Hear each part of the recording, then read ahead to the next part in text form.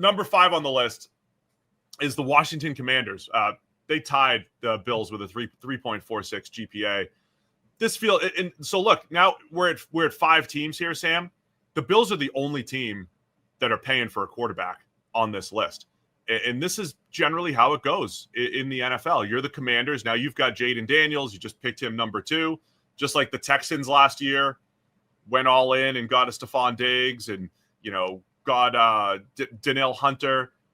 Now the Commanders said, hey, we're going to get Laremy Tunsil. We're going to get Deebo Samuel. And they only drafted 5 times, but they spent their resources on veterans this offseason. Don't you feel like that feels like something, if there's any signal in that, the fact that, most of these teams at the top are not paying a quarterback yet or a young quarterback, it feels like that's just like it's warping the offseason grades from these entities that are giving them out, because you can have a splashier free agency if you have money to spend, right? So, I'll give you an A for your free agency because you spent a lot of money.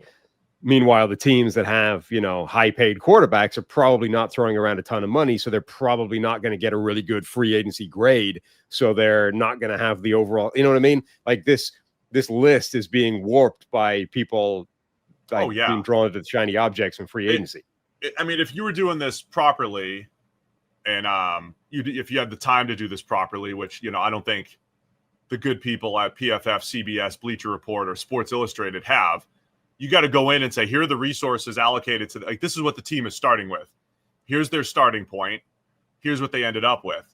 Now, if a team like New England or Chicago or the Commanders have all of these resources and they came away with nothing, and you came out of this offseason like, man, they didn't really improve. They're sitting there with this, cheap quarterback, and they didn't add a ton, then that would be bad. So yeah, absolutely, it's being skewed. Whereas, teams like 7 out of the top 9 are not paying big money, So big it's interesting because there's a few philosophical ways you can look at offseason, how to so George Barker in the chat says you can't grade absolutes on a curve. Teams got better or they didn't.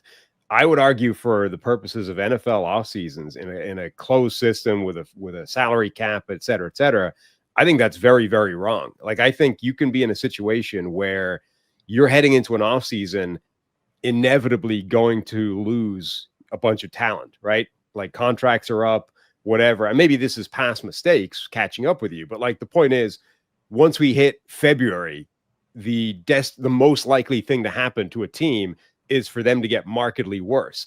If they're able to do significant damage limitation, I think you can say this team had a very good offseason, because the most likely thing for that team to happen by the time we get to May, June, July is for them to be notably worse than they were in February. If they're not, I think you can say they did a really good job this offseason of avoiding catastrophe. So I think each team is in a different situation heading into an offseason, and it's actually wrong to just say, well, who got the most better from the last year?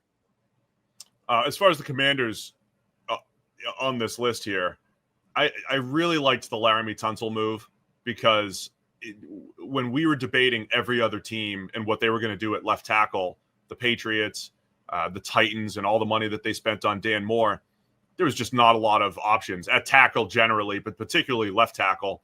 And so getting creative, and look, you got to give up multiple draft picks for it. You only drafted 5 times this year, but I think you balance that with their volume drafting last year. You know me, I'd rather draft 10 to 12 times in a season, but if you're going to draft 5 times, make it after a year where whatever they brought in 10 or 11 last season. So hopefully next year they come back and draft 10 times again. And that's where you balance that out, say over a 2 and 3 year period. So going and finding a Laremy Tunsil, buying low, like a 5th rounder for Deebo Samuel, I make that move every day of the week, just like the Ravens stealing Anquan Bolden. I think that's my most famous one, the 4th rounder that they traded for Anquan Bolden, and he goes out there, he doesn't look old, and he's just a very good player for them for a 4. I think every year there's veterans available for 4s, 5s, and 6s who are worthwhile and still have it. And even if Deebo didn't look great last year relative to previous performance, it's not like he's 40. He could still be a really good weapon as a number 2 next to Terry McLaurin. Javon Kinlaw comes in, like him as a pass rusher, maybe not as an every down defensive tackle, but and bringing back Bobby Wagner, by the way, the guy who could still play leader of that defense. So I like where Washington is. Hey guys, just taking a quick break to tell you, hey, just over 50% of you are still unsubscribed to Check the Mic. It helps the channel. It helps to make sure that you don't miss any of our shows. So if you have a chance, hit the subscribe button right now. Yeah, I mean, I like the moves they've made. I think they're low risk. I think doing that with some of your draft picks is smart business for a team that immediately got a quarterback and is like, oh, we can make some significant transformational changes now that we are comfortable in, rather than, well, let's keep the draft picks, let's draft a lot of guys, and they may, like, none of them may work out, and suddenly we just haven't built around our young quarterback. I really liked the Tunsil move at the time. I think I was at least spooked by the universal condemnation of Laremy Tunsil as like a locker room presence by all the Houston people. And look, I don't know if it's going to work out or not, but like, it's at least noteworthy that the Texans have a terrible offensive line and voluntarily, and in fact, like, happily traded away the best player from it to get him out of that locker room. Like that, there's something to that, right? Whether or not it will actually be a factor in Washington is up for debate, but I think it's at least worth acknowledging that as a thing. Deebo Samuel, I agree with you. Absolutely throw a draft pick at that, see what you can get out of him. Not a great start that he's rocked up to mini camps and stuff, vastly overweight, and is already like on the treadmill trying to get rid of that. That's not how you would want him to show up, but I agree. I think still the chances are that's a good thing. And then their draft kind of got pilloried, but I quite liked it. But that's another one where the bias is when you only draft 5 times, it's tough to come away and be like, look at all the talent you added. But Josh Connolly, I don't know if he's ready to hit the ground running as a tackle right away, but I think by year 3, there's a chance he's, top 2 tackle in this draft. And then Trey Amos, I really liked him, and in the positional value, I think fits there well, because you got to see what happens with Marshawn Lattimore. You might need Amos earlier rather than later, but I think that was a nice second rounder.